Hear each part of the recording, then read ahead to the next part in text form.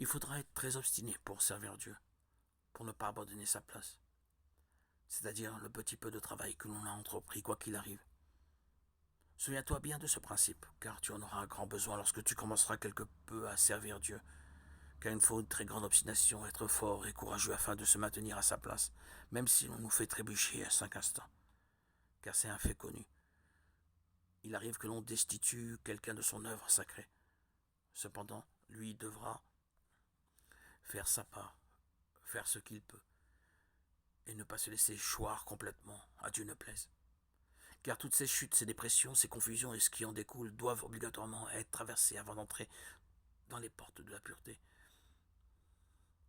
Les vrais justes sont eux-mêmes passés par tout cela. Sache encore qu'il arrive à certains d'être déjà près de la porte de la pureté et ils retournent en arrière à cause des tourments qui les assaillent. Ou bien, lorsque la personne est tout près de la porte, le mauvais côté, le tentateur s'acharne contre lui avec une puissance terrible, que Dieu nous en préserve, et ne nous laisse pas franchir la porte. À cause de cela, il retourne en arrière. Car telle est la démarche du mauvais penchant et du tentateur. Lorsqu'il découvre qu'un homme se trouve aux abords immédiats des portes de pureté et qu'il s'en faut de peu pour qu'il y entre, c'est alors qu'il déploie contre cet homme un acharnement véhément. C'est pourquoi on a besoin en ces moments de grand renfort contre eux. Ainsi, si au moment où nous avons entrepris de servir Dieu, quelqu'un, qui que ce soit, nous dit mon frère, courage, renforce-toi,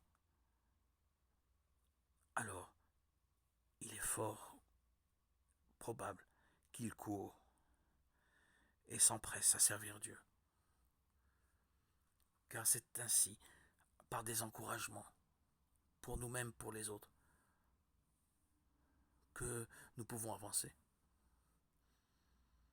Que celui qui veut entreprendre du service sacré se souvienne donc bien de ceci.